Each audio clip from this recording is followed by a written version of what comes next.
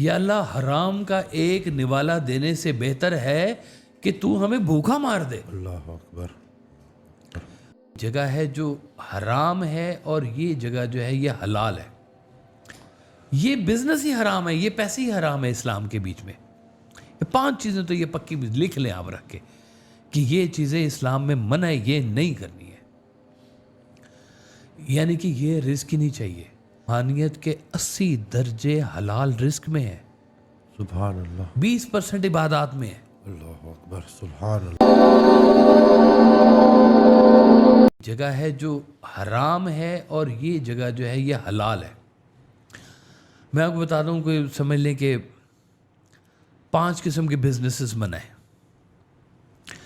Number 1 وہ business جو آپ نے حرام کے ساتھ کمایا، حرام پیسے کے ساتھ، حرام جنسیات سے کمایا ہوا پیسہ، حرام کسی یتیم کا مال کھایا ہوا پیسہ، حرام کسی کو خوف زدہ کر کے گن پوائنٹ پر لیا گیا پیسہ، حرام۔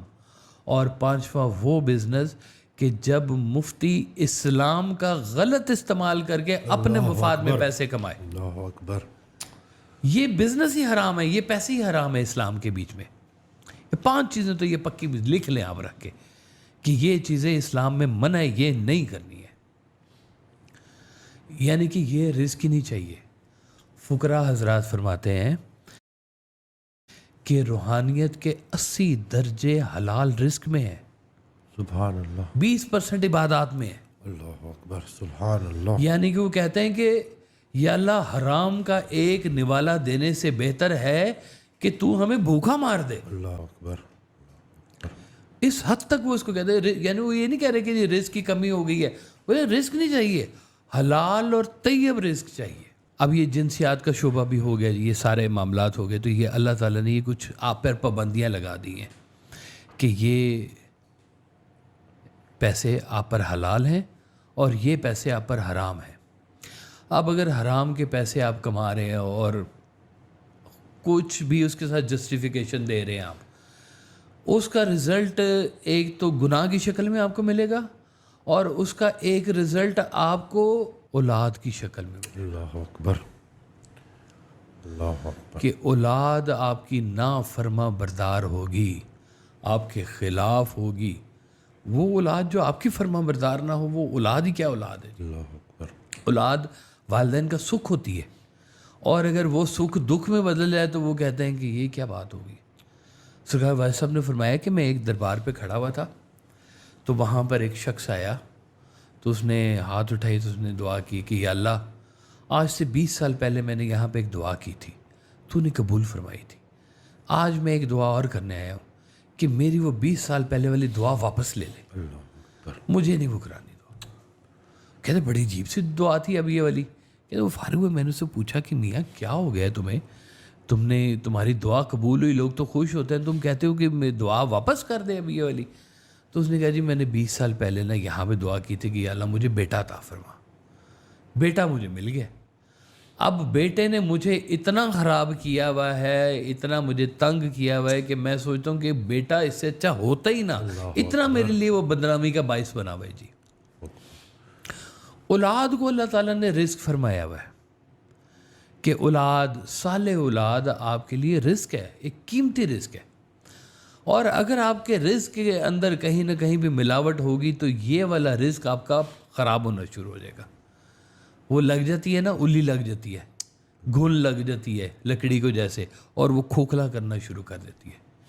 آپ فرماتے تھے کہ حرام کے پیسوں سے گھر کے باہر حاذا من فضل ربی لکھنا گستاخی ہے، سبحان اللہ۔ اور تم حرام کے پیسے لے کر جب تم حج کرنے بیت اللہ پہنچتے ہو تو تمہیں شرم نہیں آتی کہ تم اسی کی نافرمانی کر کے تم پھر اس کے سامنے کھڑے ہوئے ہو؟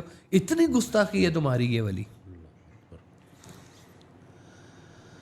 تو یہ صرف رزق کی بات نہیں ہو رہی جی، یہ پورے حلال حرام کی بات ہو رہی ہے۔ ایک پورا سسٹم ہے اس کے ساتھ جو چلتا ہے۔ اب ایک اور میں آپ کو بات بتاؤں، کچھ لوگ محنت کرتے ہیں، بہت محنت کرتے ہیں، ان کی محنت کا اتنا رزلٹ نہیں ملتا، जितनी वो मेहनत करते हैं। वो मैंने मेहनत तो बड़ी जल्दी में, ये अल्लाह ने कहा है कि सही करो, कोशिश करो, रिस्क हासिल करने के लिए निकलो, फलां जगह जाओ, ये करो वो करो। उतनी मैं मेहनत करता हूँ, मुझे उतना रिस्क नहीं मिलता। तो कुछ लोग होते हैं जो बड़ी थोड़ी सी मेहनत करते हैं, उनका रिस्क बड़ा ज़्यादा आना शुरू हो जाता है। वो कहते हैं पता नहीं इसको रास आ गया है, इसको लोहा रास आ गया है। इसको बिजनेस में ना कहते हैं लोहा जिसको रास आ जाए उसको ज़मीन से आसमान पे ले जाता है, इतनी उसकी वो जो है वो बरकत हो जाती है। किसी को कोई बिजनेस रास आ जाता है, किसी को कोई भी नहीं रास आता, किसी की बिजनेस बंद करा के रास आता है। तो ये अल्लाह ताला की बांट है। अब अमीर अल्लाह ताला जिसको हम कहते हैं ना कि खुला रिस्क आ गया अल्लाह की तरफ से उसके पास, तो उस पर यह बात वाजिब है कि वो अपने रिस्क की सखावत करे। ठीक है ना जी। वो कुरान पाक में भी इसका जिक्र है। वो आपने देखा होगा, एक वो तुर्की वाले ना एक रक्स करते हैं, रक्स दरवेश, जी जी बिल्कुल, है ना, विरलिंग सूफीज जिनको कहा जाता है जी। वो घूमते हैं ऐसे करके। कभी आप उनका स्टाइल देखें ना तो उनका ना एक हाथ ऐसे ऊपर की तरफ होता है और एक हाथ ऐसे ऐसे नीचे की तरफ होता है, ऐसे करके, और इस स्टाइल में वो घूम रहे होते हैं। उनसे पूछे ना कभी कि ये ऐसे वाला स्टाइल तुम क्यों करते हो? वो कहते हैं ये हमें समझाएगी है कि ये हाथ रखो, मालिक ऊपर से तुम्हें दे रहा है, इस हाथ से कबूल करो और इस हाथ को ऐसे रखो ताकि इस हाथ से चलता जाए साथ के साथ आगे मामला। तो उधर से ले रहे हैं, इधर दे रहे हैं। ये काम अल्लाह ताला को बहुत पसंद है कि रिज़्क़ की जो है ना तरसील आगे करते जाओ।